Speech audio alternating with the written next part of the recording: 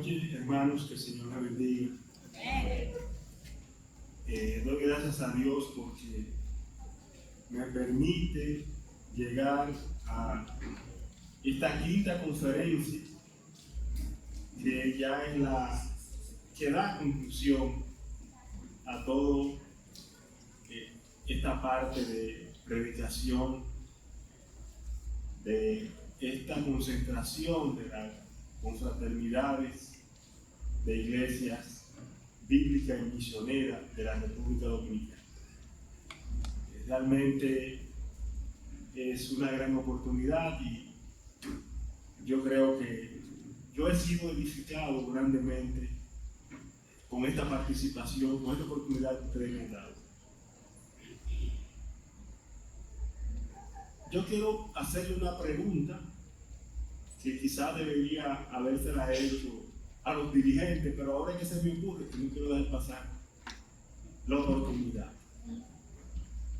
¿Cuál es el programa de formación teológica que esta confraternidad tiene?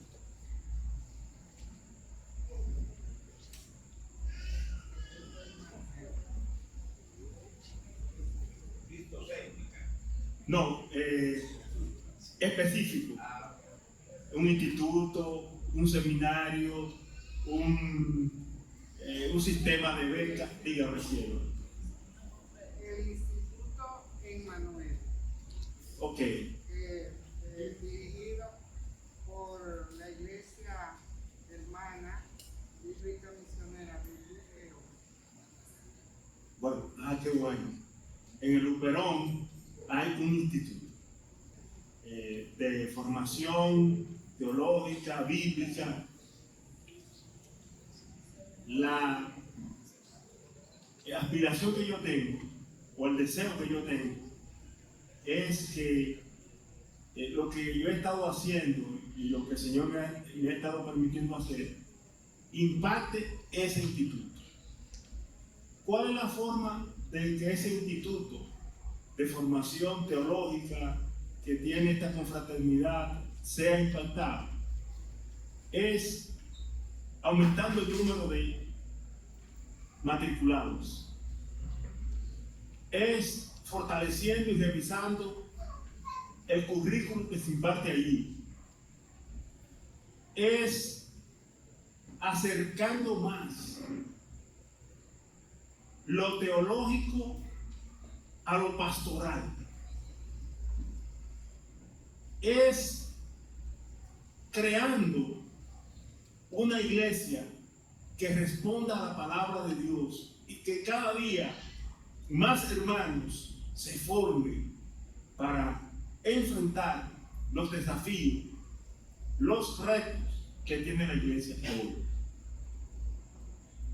Ahora es más fácil la preparación porque lo pueden hacer por una plataforma virtual o a través de las redes, por cualquier otra manera u otro recurso. Pero sí es importante que pensemos en ese instituto de formación, en el fortalecimiento de esa entidad, porque eso tiene que repercutir en el crecimiento de la iglesia, en la competencia de la iglesia para hacer la obra misionera en su espacio. Es decir que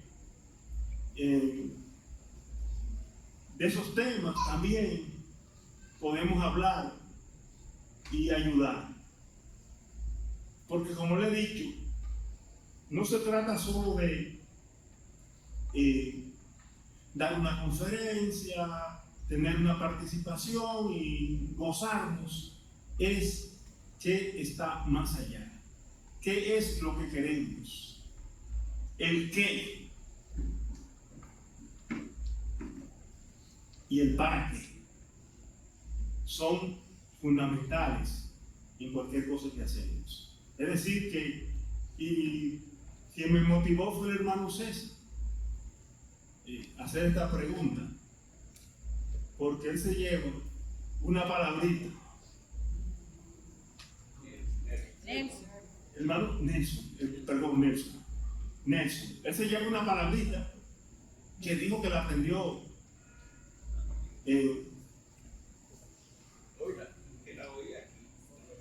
no la había escuchado, la oyó aquí.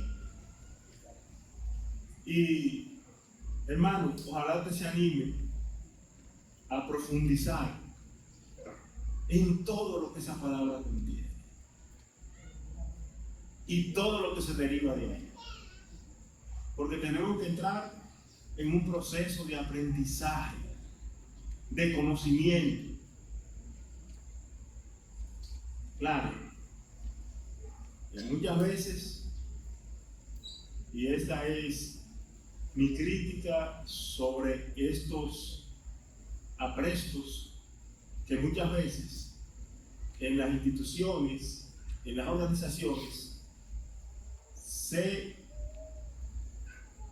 logran escalones académicos, títulos, pero es para alcanzar posiciones. Entonces, para usted tener una iglesia grande en alguna organización, usted necesita tener un título de teólogo. Requisitos.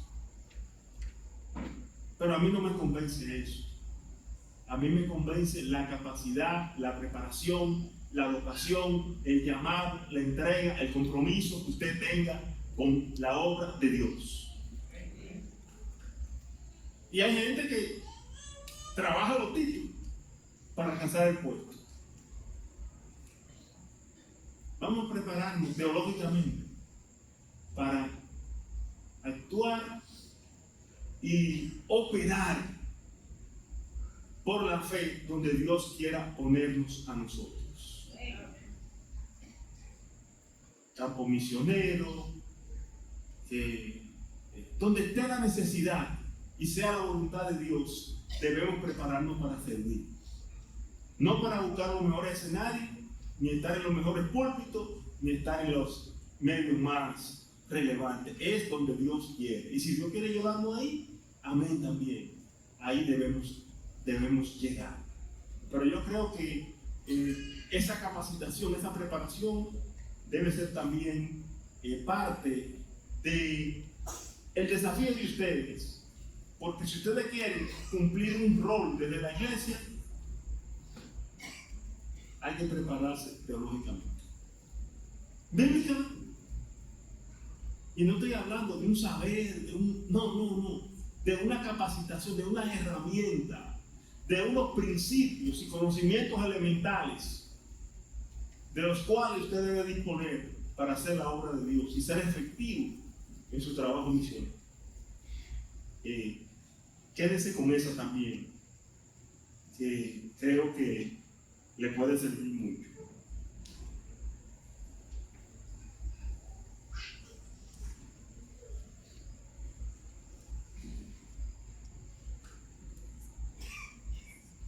Yo quiero hablar del tema de hoy sobre la iglesia triunfante. La iglesia triunfante y el reino de Dios restaurado en toda su plenitud.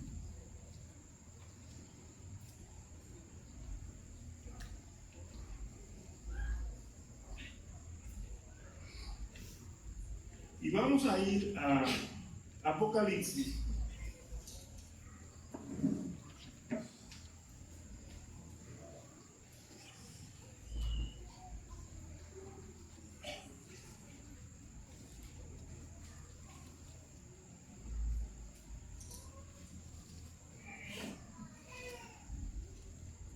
Vamos a ir a Apocalipsis capítulo 1,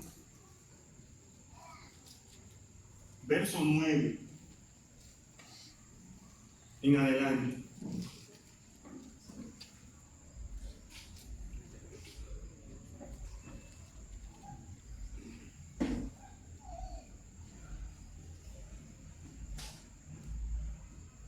Dice así: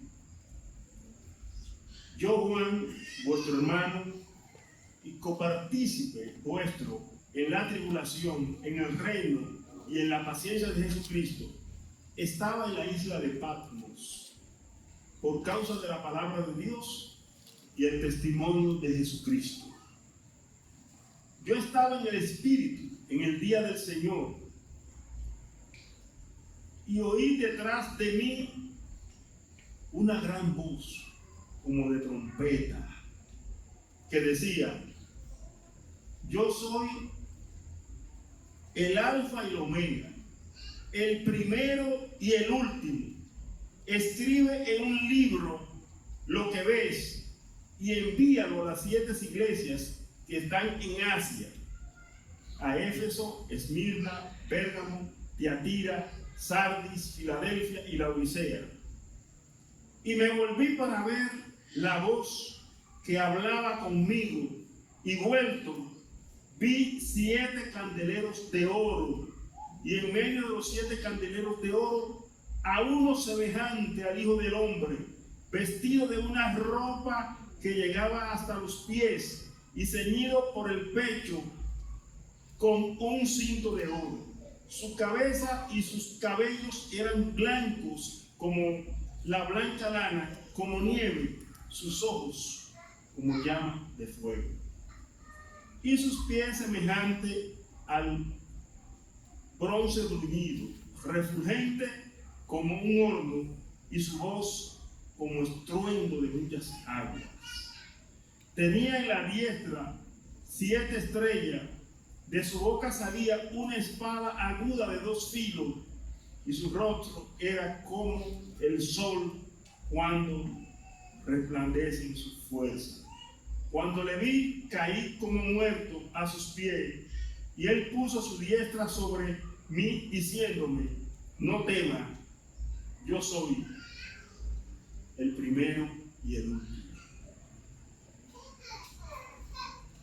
y el que vivo y estuve muerto, mas he aquí que vivo por los siglos de los siglos. Amén, amén. Y tengo la llave del Hades. Señor, añada bendición a su santa mano.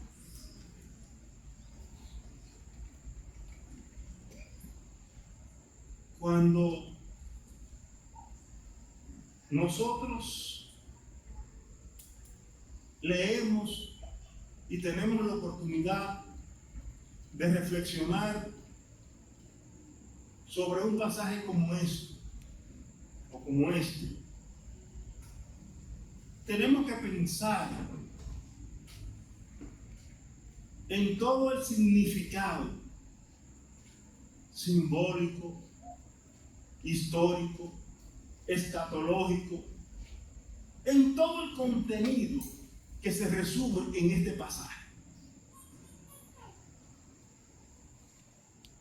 Debo subrayar que la Biblia es una unidad coherente, es una unidad compacta, plena. La Biblia es la historia del principio, la historia del fin. La Biblia tiene la historia de toda la humanidad, desde su inicio hasta su final. Pero en el principio, cuando nosotros leemos, en el principio creó Dios los cielos y la tierra, y luego pasa a la creación del ser humano, nosotros estamos entendiendo una parte de lo que es el principio. La parte que tiene que ver con los límites del pensamiento humano.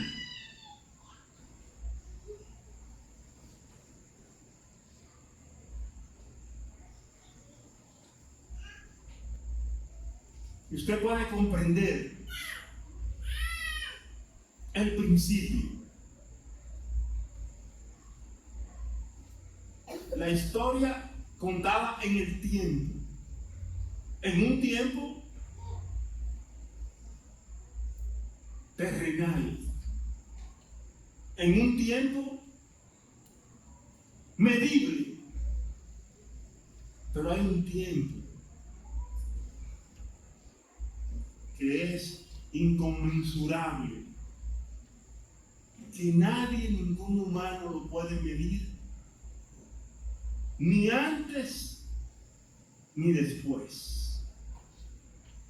Entonces, la Biblia recoge el espacio que a nosotros nos interesa,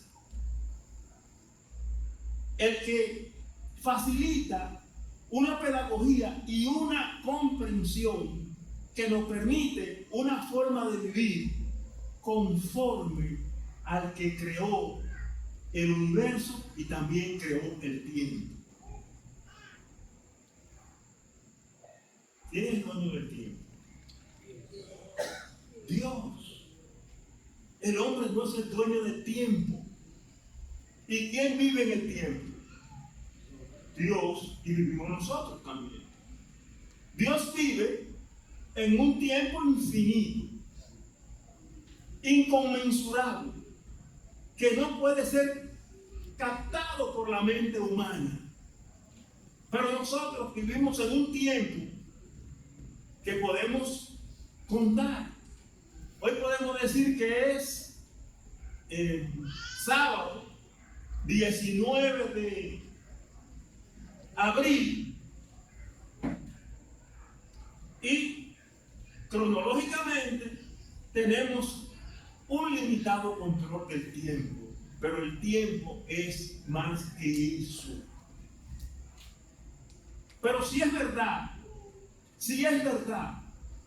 que el tiempo es infinito y es una dimensión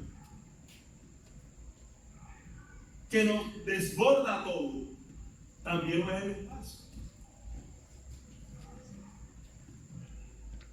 Con una población infinita de estrellas, de galaxias, de un espacio que no podemos medir porque es infinito.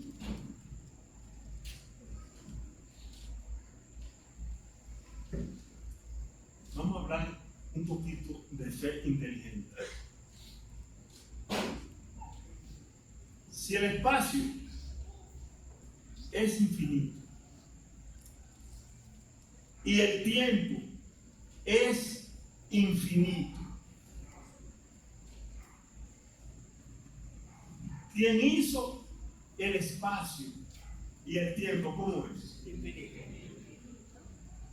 Una premisa elemental, de lógica.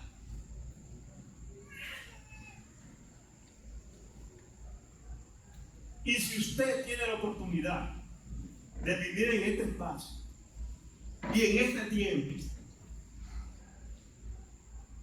¿quién debe ser su referente de adoración y gratitud?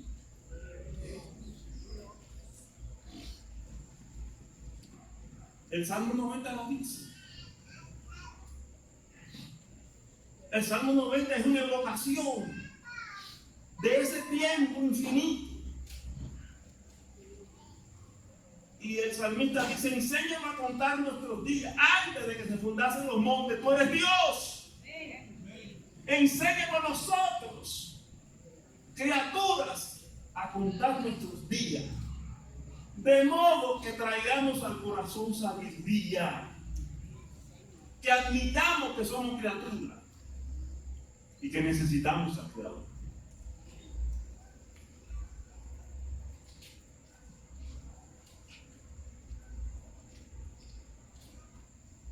Todo lo que está relatado en la Biblia responde a un plan. En la Biblia no hay cabo suelto.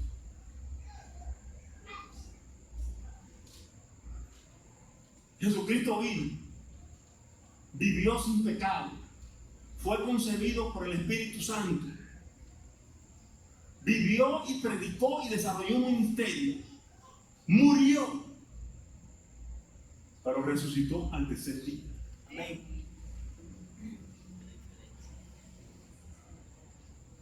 O sea, nosotros servimos a un Cristo vivo y resucitado, que en su vida nos dejó un ejemplo de vida.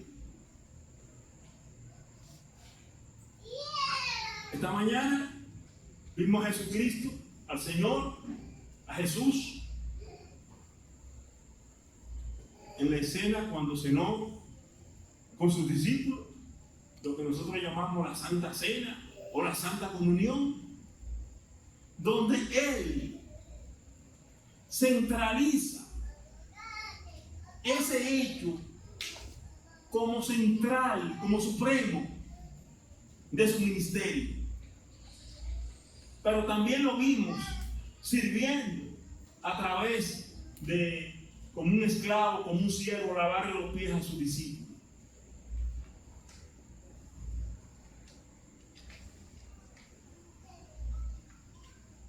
Pero ese Cristo que murió, también resucitó y venció en su resurrección al pecado y a la muerte. Pero dejó una iglesia que vamos a buscar Mateo 28, 16 al 20, y vamos a leer eso para que podamos entender mejor algunas cosas que quiero subrayar.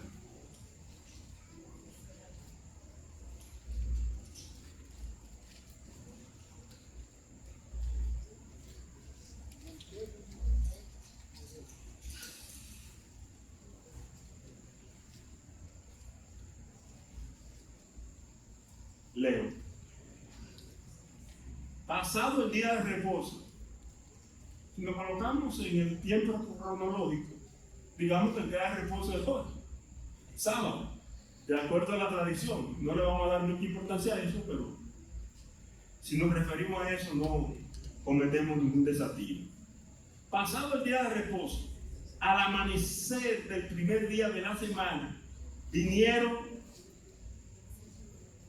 María Magdalena. No, yo estoy leyendo en el 28 y en el 16. Excúsenme. 16. Gracias. Oigan lo que pasó. Pero los 11 discípulos se fueron a Galilea, al monte donde Jesús le había ordenado. Y cuando le vieron, subrayamos esta palabra. Asimismo como Nelson se cogió un nombre postal para él, que sea de buen provecho, vamos a coger nosotros la palabrita: le adoraron.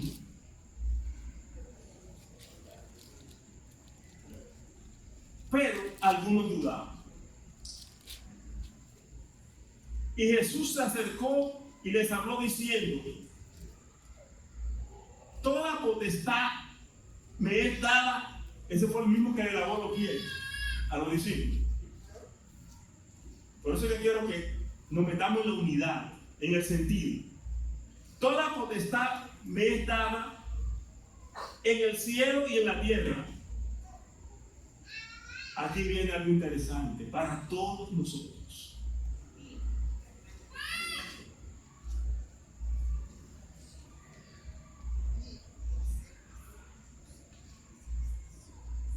Por tanto, id y haced discípulos a todas las naciones, bautizándolos en el nombre del Padre y del Hijo y del Espíritu Santo, enseñándoles que guarden todas las cosas que yo les he mandado. Y aquí estoy con vosotros todos los días hasta el fin. Yo quiero hacer una parte para que observemos la adoración en relación con la misión. De acuerdo al principio bíblico relacionado con los estudios, con lo que uno ha visto en la Biblia, siempre que hay misión, lo primero que hay es adoración. Cada vez que Dios llamó a un siervo suyo, fue a hacer un altar. Primero, antes de emprender cualquier tarea. No podemos hacer nada si no reconocemos y expresamos con claridad y certeza quién es Dios, quién es que nos manda. Los discípulos, cuando vieron a Jesús, le adoraron.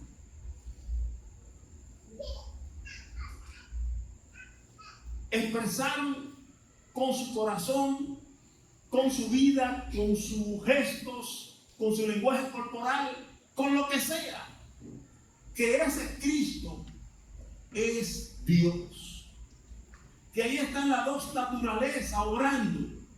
Pero en este caso, en un plano trascendente, porque ya no es el Cristo terrenal, sino el Cristo resucitado y glorificado, el que está hablando.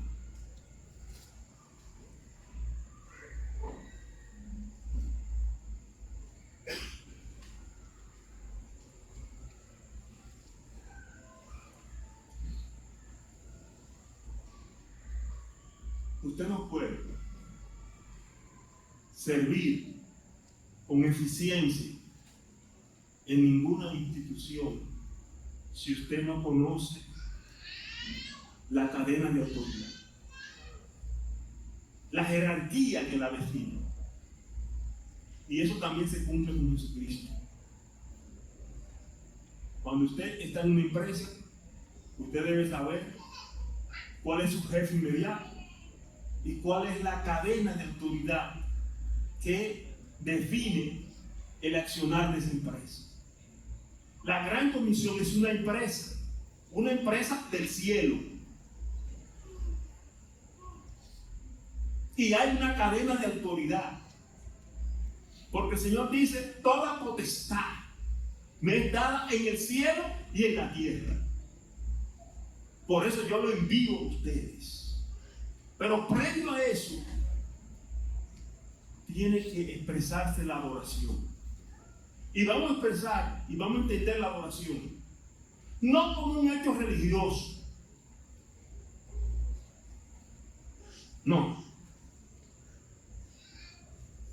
Porque con un hecho religioso podemos caer en el legalismo, en el fariseísmo o en cualquier otra herejía. Vamos a entender la adoración con el reconocimiento que amerita el Dios que hizo los cielos y la tierra. El Dios que envió a Jesucristo a la tierra. El Cristo que murió por nosotros y resucitó.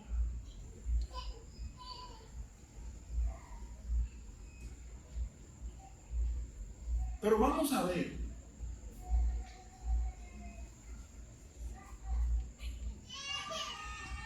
algunas implicaciones de la adoración.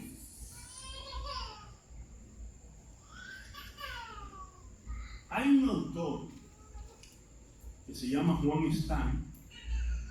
Yo tuve la oportunidad de conocerlo en Costa Rica. Era un teólogo muy avesado, muy fino. Y él escribió sobre la adoración. Y yo tomé algunas notas de esa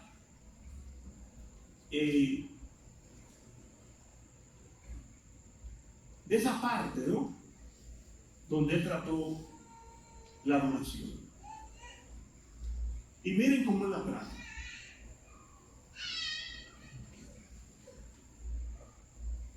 Él dice que la adoración y la oración son los actos más revolucionarios que se pueden realizar. Y me gusta el lenguaje con que él habla, con que él describe estas dimensiones de la vida cristiana.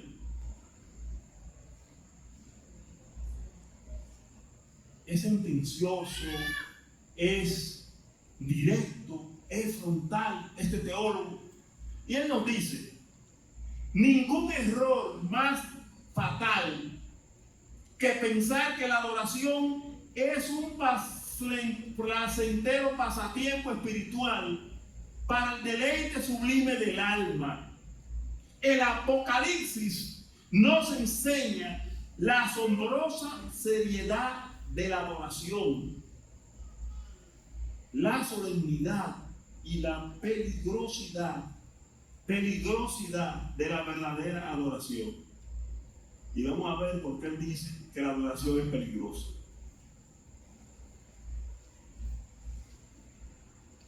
La verdadera adoración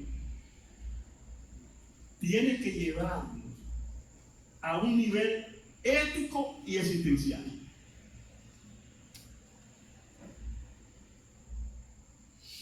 Usted no puede adorar a un Dios santo y seguir siendo una persona sin expresar los niveles de santidad que lo relacionan con ese Dios que usted adora.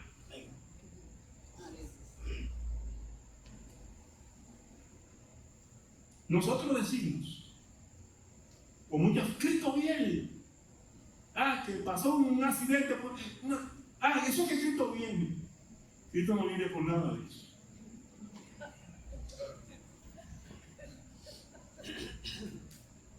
Cristo viene porque Él tiene un carácter santo y moral. Y si ustedes van a la Biblia, desde el principio, ustedes ven un Dios aplicando ley y moral para el universo que Él hizo. Para el universo que Él hizo y para el hombre que Él hizo. Y si ustedes van al Apocalipsis, van a encontrar a un Dios haciendo juicio como un juez, condenando toda la maldad que se ha hecho. Y si el mundo, en su orbitar astronómico, cósmico, es moral y se rige por leyes, y los hombres de la sociedad tenemos que estar sometidos a leyes, eso viene de Dios, de su carácter santo y moral. Eso no lo inventamos nosotros, eso viene dado de manera consustancial con la naturaleza del ser humano. El ser humano tiene una conciencia que le dice qué es malo y qué es bueno. Y usted hace lo malo, lo bueno, burla la ley, burla la policía, pero Dios lo va a juzgar. La palabra de Dios habla de los libros que van a ser abiertos al final. Dice usted hoy que nosotros hablamos de los libros que van a ser abiertos. ¿Cómo van a ser esos libros para dar los detalles de todo lo que se hizo y que se dejó de hacer? El libro de la vida. ¿Dónde está eso? ¿Dónde se escribe eso? Hay un descubrimiento, un hallazgo de un psicólogo famosísimo que se llama Sigmund Freud, que dice que nosotros tenemos un subconsciente y que en ese subconsciente grabamos todo lo que hacemos, y que por eso un día que nosotros no lo pensamos, nos acordamos de algo que hicimos cuando teníamos 3 años, teniendo 40, teniendo 45, y uno se queda como atribulado. ¿Por qué ese recuerdo? Porque ese recuerdo se asoció con otro hecho y despertó un recuerdo que estaba dormido en la conciencia y de repente usted lo tiene vigente en su cabeza. Eso prueba de que todo lo que nosotros hacemos, porque la palabra nos dice que el hombre será juzgado por todo lo que es bueno o es malo y que va a tener que dar cuenta de Dios.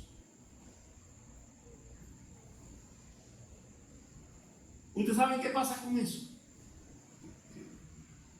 Ese es el libro de la vida. En nuestra conciencia se van a quedar grabadas todas las cosas que nosotros hacemos. Y cuando estemos delante de Dios, Dios nos la va a enseñar. Nada más evidente que eso que nosotros tenemos ahí. Es un disco duro que nosotros tenemos. Entonces, Cristo viene porque el mundo es moral.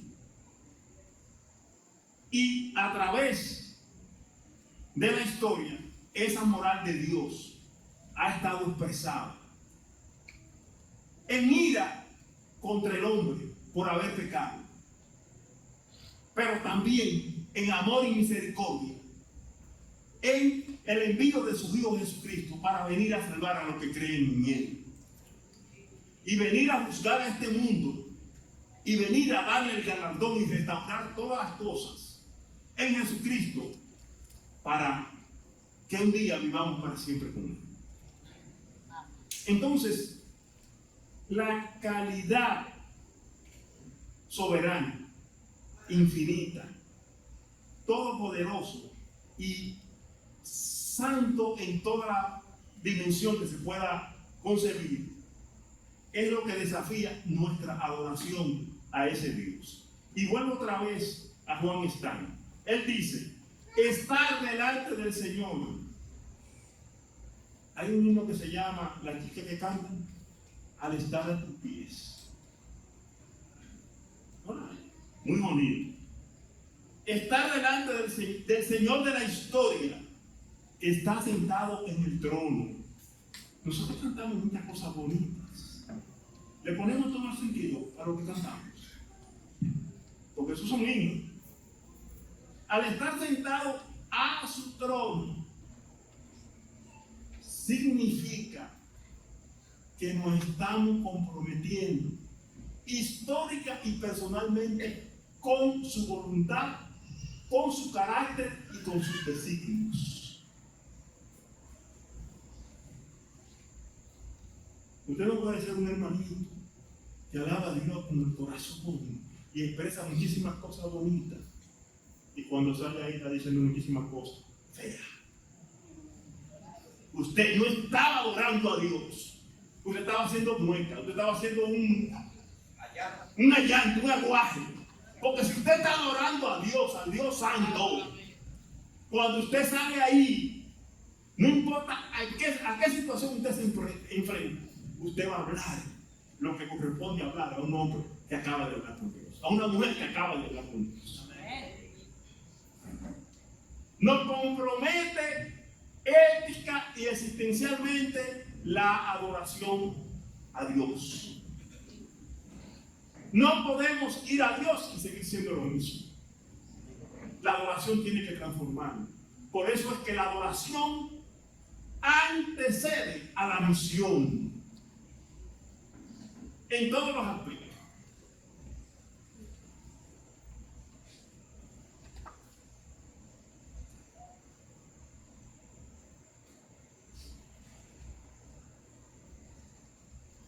Oigan, cuando nos hallamos frente al ocupante del trono, cuando nos hemos arrodillado delante del Señor del universo, el creador del espacio y del tiempo,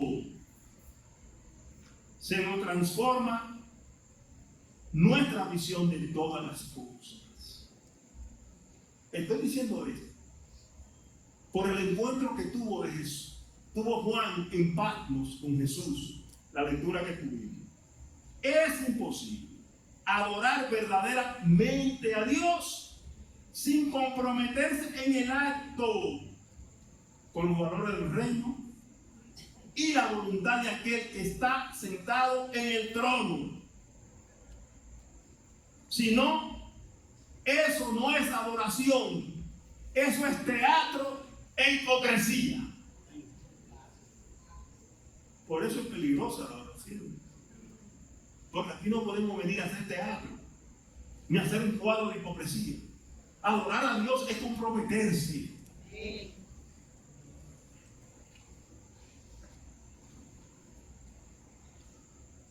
Nuestro Dios, se insiste, es el Señor del universo, de la historia y de todas las naciones.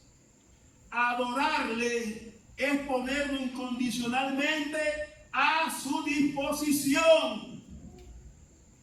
Señor, yo estoy aquí para que tú hagas conmigo lo que tú quieras, lo que tú decidas.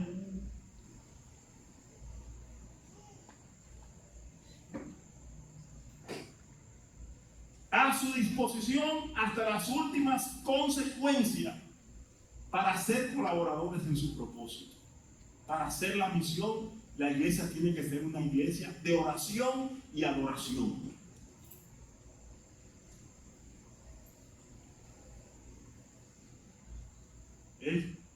Dice, están que la adoración y la oración son los actos más revolucionarios que podemos realizar. La adoración verdadera nunca puede ser históricamente escapista, ni políticamente neutral.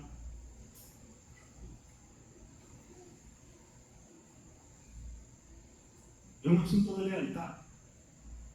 ¿A quién usted es leal? Hay hermanos que están en la política y son más leales al partido que a la iglesia y a su fe.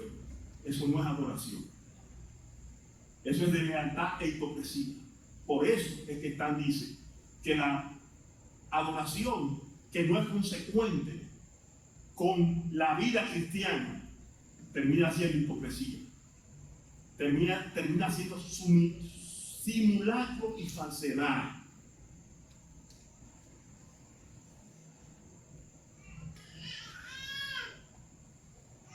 Entre alabanza y alabanza van fuerte denuncia a la idolatría del sistema imperialista. Y no es por eso menos adoración, sino más adoración y auténtica.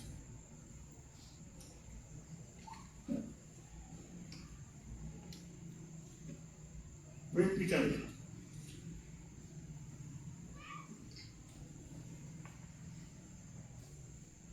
Juan Stan habla ahí de imperialista, porque la carta que le dirige Juan a las 7 iglesias es porque el Estado la está persiguiendo y el Estado quiere que se adore a César. Y esa iglesia están siendo perseguidas porque quieren mantener la fidelidad a Dios.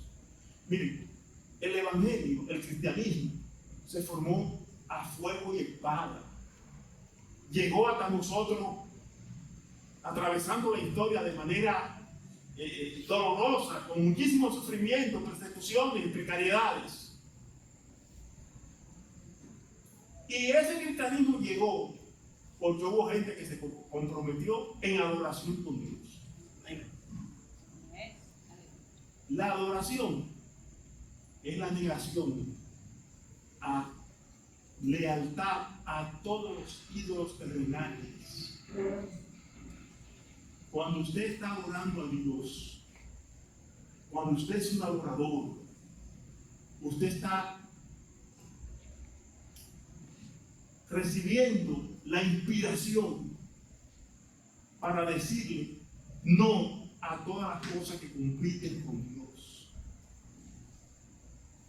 a su individualismo, a su ego, a todas las idolatrías que lo tientan y atacan, usted está diciendo no, yo le voy a servir a Dios.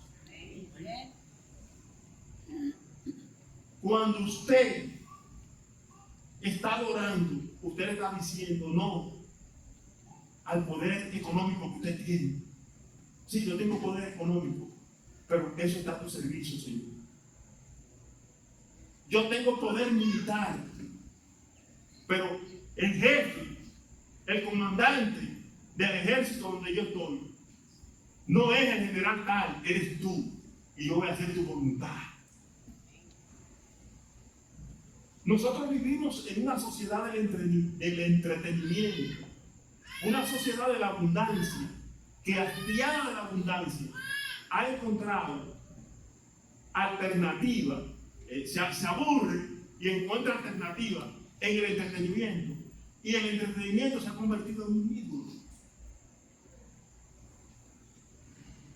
Usted, cuando está orando, tiene que decirle no a determinado entretenimiento que compiten con la lealtad que usted le debe al Señor.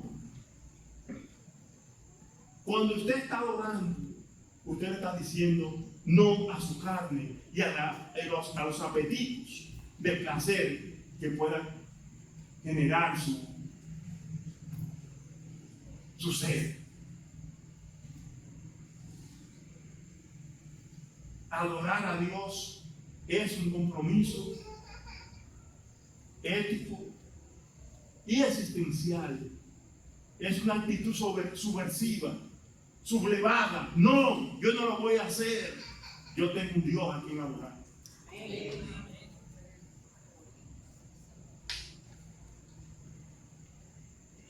Todos ustedes en su trabajo reciben presiones, en su vecindad, a veces entre los familiares.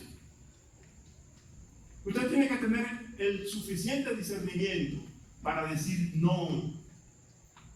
Y esa fuerza, esa motivación, esos valores nacen de su relación íntima con Dios, cercana con Dios, en adoración. Porque la adoración no es relativa. La relación tiene una connotación absoluta. ¿Qué dice el Señor? Toda potestad me es dada en el cielo y en la tierra.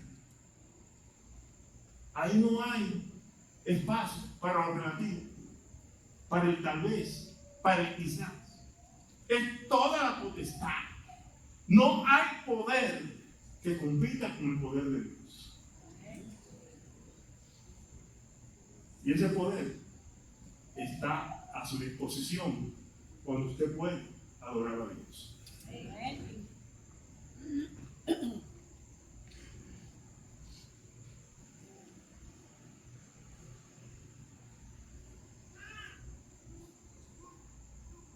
La adoración es un acto de fe y compromiso a los pies del Señor de la historia.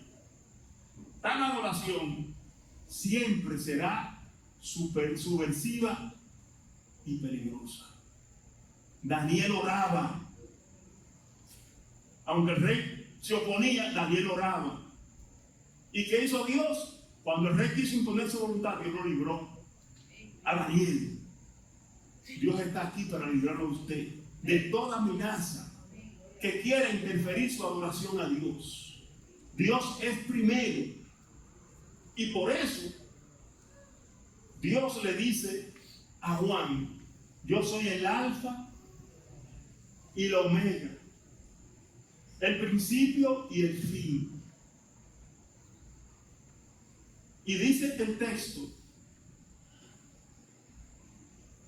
al final de Apocalipsis que la muerte ni el Hades ya tendrán potestad sobre nosotros, porque ese Dios Todopoderoso en Jesucristo va a erradicar todo pecado, todo mal, toda maldad, y vamos a reinar para siempre con el Señor. Amén.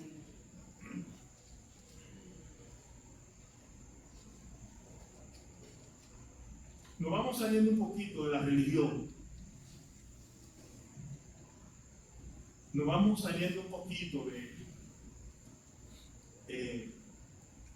ese círculo sectario, no comunitario, porque tenemos que vivir en comunidad.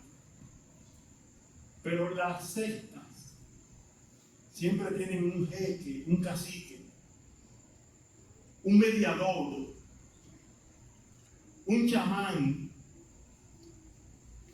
que maneja a la gente. Y Dios quiere que usted viva su fe en el orden de Dios, pero con libertad.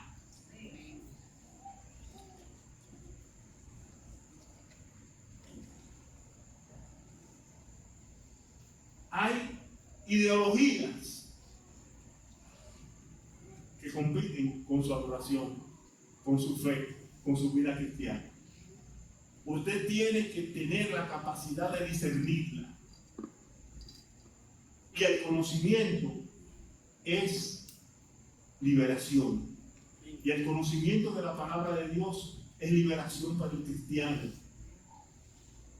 Es una liberación tal que muchos miedos que nos atacan a nosotros, cuando tenemos la seguridad y la certeza de la palabra de Dios, vencemos los miedos y somos cristianos más seguros y más fieles. Amén.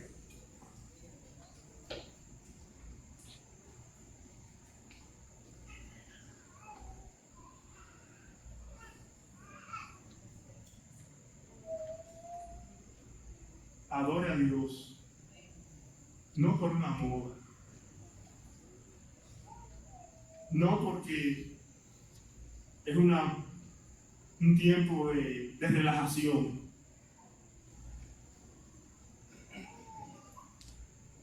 No porque yo me siento bien cuando estoy adorando así. Adore a Dios con compromiso. Adore a Dios porque usted quiere identificarse con el carácter santo de Dios.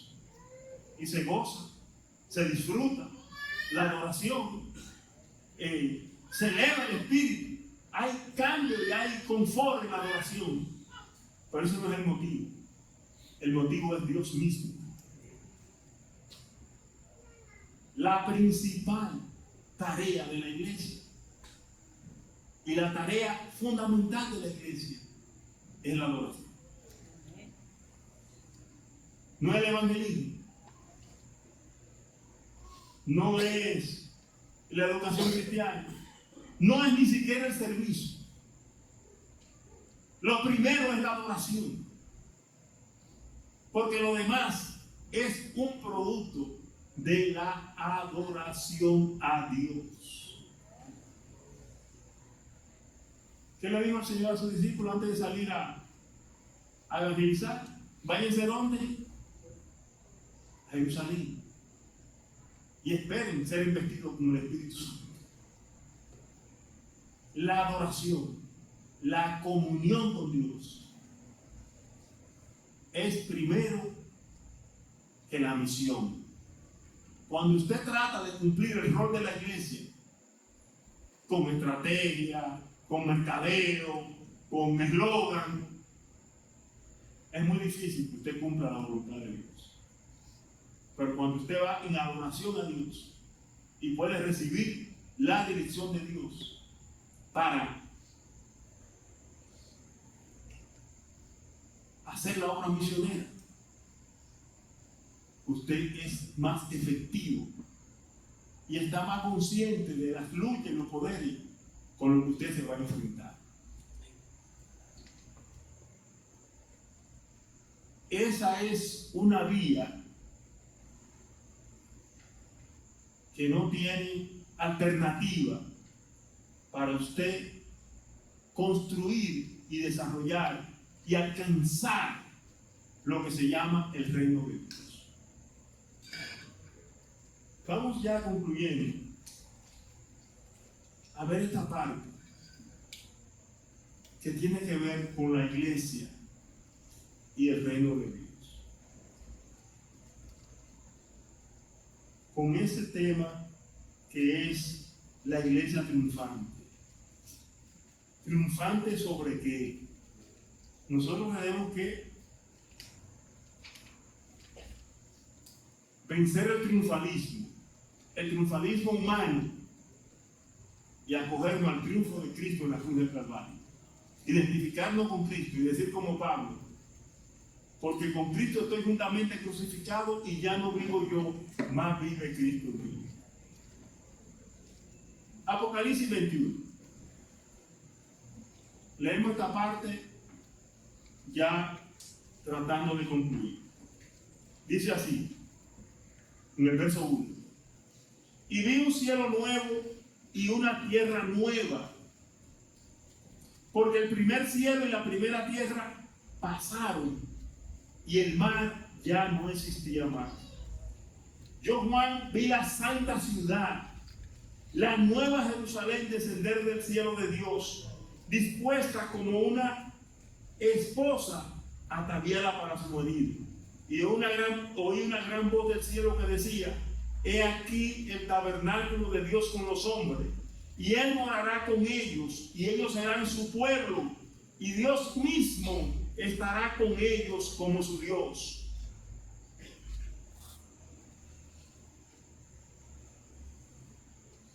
Yo sé que aquí hay hermanos que están pasando situaciones difíciles, que están viviendo tiempos de dolor, que han llegado hasta aquí con su fe,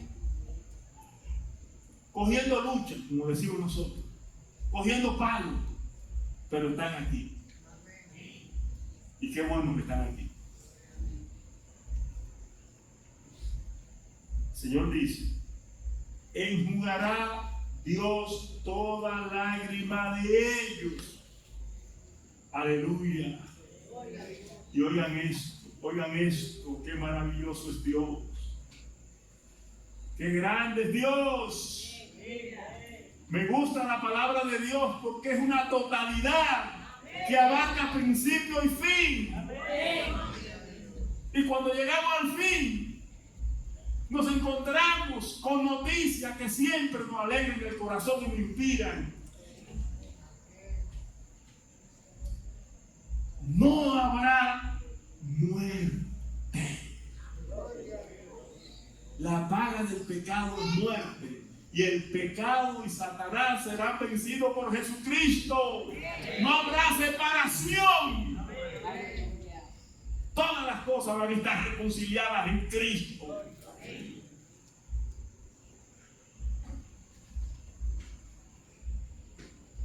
No habrá llanto, ni clamor, ni dolor. Porque las primeras cosas pasaron.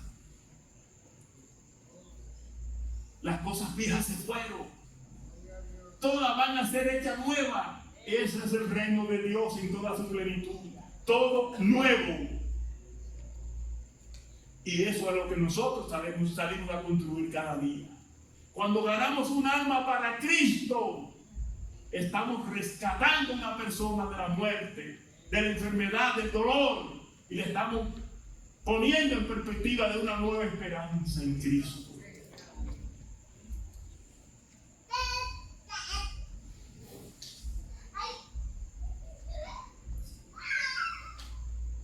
Y el que estaba sentado en el trono dijo: he aquí, yo hago nuevas todas las cosas.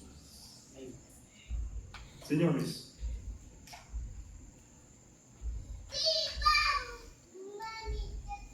¿qué le puede prometer un político a ustedes? Un campo, un apartamento, una pensión. Pero suponga usted que fuera verdad, que la prometiera y la diera, cosa muy difícil. Pero es pasajero, como dice el hermano. Pero el Señor nos promete nuevas todas las cosas. Y es lo que le dice el Señor a Juan: escribe, porque estas palabras son fieles y verdaderas.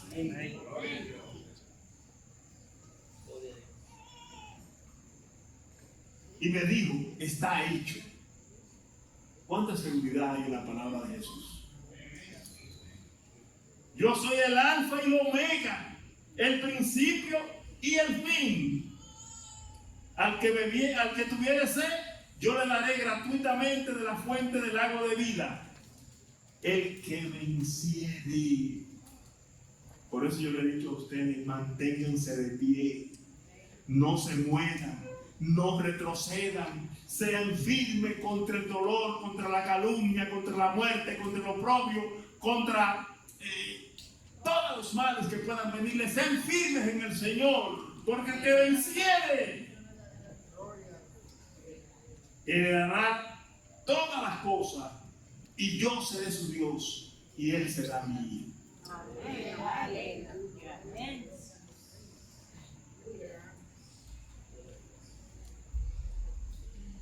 Estoy convencido cada vez más de que vale la pena servirle a Dios. Amén.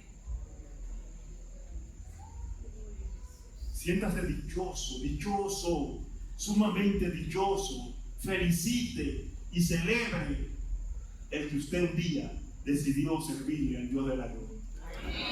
Al Rey del universo, al que tiene toda potestad en el cielo y en la tierra, y hable de ese nombre con autoridad, no se avergüence de él.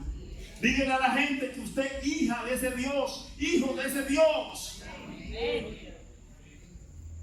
Y no importa cuántas cosas grandes logre el hombre, todo esto pasará, y lo que permanecerá para siempre es la palabra de Dios. Aférrese a ella, vívela, disfrútela, compártala y adore a Dios con todo su corazón, con toda su mente y con toda su alma, que Él viene pronto. Amén.